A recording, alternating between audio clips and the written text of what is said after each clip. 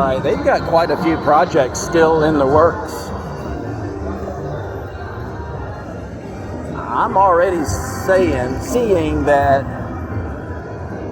this is going to be the nicest casino in Vegas, period, when they finish all these remodel jobs.